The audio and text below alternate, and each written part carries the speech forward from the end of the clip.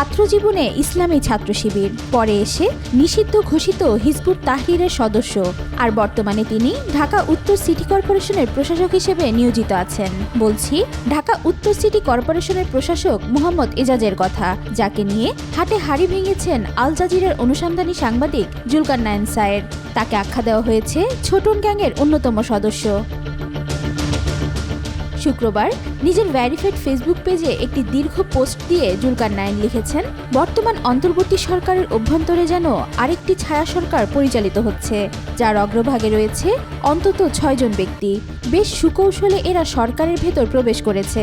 ছোট গ্যাংয়ের অন্যতম সদস্য মোহাম্মদ এজাজের পরিচয় উন্মোচন করতে গিয়ে তিনি এসব লেখেন। সায়ের লেখেন, মোহাম্মদ এজাজ নিষিদ্ধ ঘোষিত হিজবুত তাহরিরের শীর্ষ নেতাদের একজন। তিনি ছাত্রজীবনে ইসলামী ছাত্র শিবিরের রাজনীতির সাথে যুক্ত ছিলেন। 2002 সাল থেকে হিজবুত তাহরিরের সাথে জড়িত হন। এই সংগঠনে কাজ করতে গিয়ে কমপক্ষে 2 বার গ্রেফতার হন তিনি। 2014 সালের 3রা সেপ্টেম্বর ইস্যু করা সিটি স্পেশাল ব্রাঞ্চের একটি স্মারক পর্যালোচনা করে দেখা যায় যে হিজবুত তাহরির বাংলাদেশ নামক সংগঠনের শীর্ষ নেতৃবৃন্দের তালিকায় এই মোহাম্মদ এজাজের অবস্থান ছিল 5ম। একই বছর নিষিদ্ধ এই সংগঠনটির প্রচারণা ও অর্থায়নের অভিযোগে মোহাম্মদ এজাজ সহ আরও কয়েকজনকে গ্রেফতার করা হয়।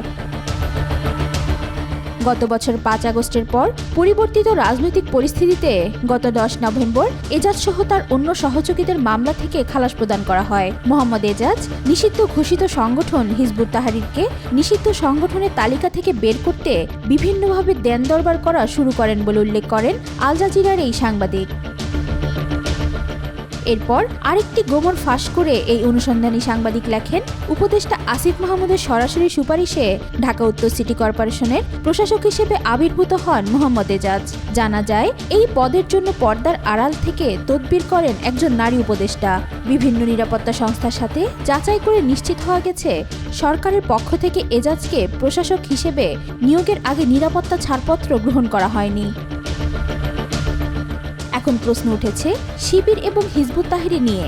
নিষিদ্ধ সংগঠন হিজবুত তাহরিরের একটা কমন টেকনিক হলো এরা মুখোশ উন্মোচন হয়ে গেলে জামাত ও শিবিরকে ঢাল হিসেবে ব্যবহার করার চেষ্টা করে, কিন্তু মূলত জামাত শিবিরের সাথে হিজবুত তাহরিরের আদর্শিক ও মৌলিক কোনো মিল নেই। হিজবুত পরগাছা টাইপ সংগঠন। এরা গোপনে একটি রাজনৈতিক দল থেকে নেতাকর্মী সংগ্রহ করে এবং যখন সেসব ব্যক্তিদের পরিচয় প্রকাশ পায় তখন সামনে নিয়ে আসে জামাত শিবির। এটা করে মূলত এরা জামাত শিবির সহ অন্য মূলধারার ইসলামী দলগুলোর ক্ষতি করে। এদিকে সমকালের সাংবাদিক রাজীব আহমেদ এই তথ্যের বিপক্ষে অবস্থান নিয়ে লেখেন, এজাজ সাহেবকে প্রায় 13-14 বছর যাবৎ চিনি, মানে 2014 সালের আগ থেকেই। পত্রিকা অফিসে আসতেন আড্ডা দিতে, আমরা একলগে চা বিড়ি খাইতাম। যত আলাপ তর্ক করতেন সবই নদী ও পরিবেশ বিষয়ক। কোনো অ্যাঙ্গেল থেকেই হিজবুতের লগে দূরতম মিলও নেই। আর হিজবুতের পোলাপান পত্রিকা অফিসে আসে, আমার কাছেও আসে, তাদের প্যাটার্ন আলাদা। রাজীব আরও লিখেছেন, এজাজ সাহেব ভালো না খারাপ মানুষ সার্টিফিকেট দেওয়া আমার কাজ না, কিন্তু যত বছর চিনি তাতে নিশ্চিত হিজবুত হওয়ার প্রশ্নই আসে না। আর যদি আওয়ামী লীগের পুলিশ গোয়েন্দা প্রতিবেদনকে রেফারেন্স ধরেন তাহলে তো পুরো আলাপই প্রবলেমেটিক, কারণ আওয়ামী পুলিশ আপনাকে সাইবার সন্ত্রাসী প্রতারক আরও কত কি সাজাইছে, আদালত বোধহয় সাজাও দিয়েছে। তো এসব বোগাস তদন্ত ও সাজার ভিত্তিতে আপনাকে খারাপ বলবো বলে প্রশ্ন ছুড়ে দেন। এই তথ্যের জবাব দিয়ে সায়ের লিখেছেন, আমি তো বলি নাই তিনি ভালো মানুষ না খারাপ মানুষ, তিনি কোন সংগঠনের সাথে জড়িত কেবল সেটা বলেছি। আর তিনি হিজবুত তাহরিরের সাথে 2002 সাল থেকে জড়িত। তার সংশ্লিষ্টতা হিজবুত তাহরিরের নেতা ডক্টর গোলাম মৌলানা এবং মহিউদ্দিন আহমেদ 2003 সালে নিশ্চিত করেছেন। এই তালিকায় থাকা প্রত্যেকেই হিজবুত তাহরিরের নেতা। আপনি নিজেও একটা যাচাই করে দেখতে পারেন বলে একটি তালিকা দিয়েছেন।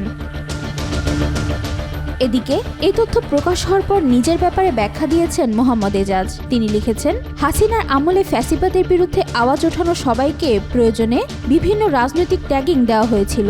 আমাকেও হাসিনা ট্যাগিং পলিটিক্সের বাইরে রাখে নাই। এখন যারা আমাকে নতুন করে ট্যাগিং দিচ্ছেন তারাও একই রাজনীতি করছেন। তবে ধর্মভিত্তিক রাজনীতি নিয়ে আমার ক্রিটিক্যাল অবস্থান স্পষ্ট ছিল ও আছে। হিজবুত তাহরিরের রাজনীতি আমি বিশ্বাস করি না। আমার ব্যক্তিগত জীবনের খবর যারা জানেন তারা সবাই জানেন আমি কেমন। নিজের অবস্থান স্পষ্ট করতে গিয়ে ঢাকা উত্তরের এই প্রশাসক লেখেন, ইসলামী রাজনীতি নিয়ে আমার অবস্থান অনেক আগে থেকেই পরিষ্কার। আমাকে নিয়ে ট্যাগিং দিয়ে লাভ নাই। সকল ট্যাগের রাজনীতির বাইরে থেকে আমি একটা লম্বা সময়, প্রায় 20 বছরের বেশি সময় ধরে মূলধারায় কাজ করে এসেছি। কেউ বলতে পারবে না আমি কাউকে কোনো দলের, গ্রুপের জন্য বা রাজনৈতিক এজেন্ডায় কাজ করেছি। ওয়াহিদা পারভীন ঈশিতা, আজকাল।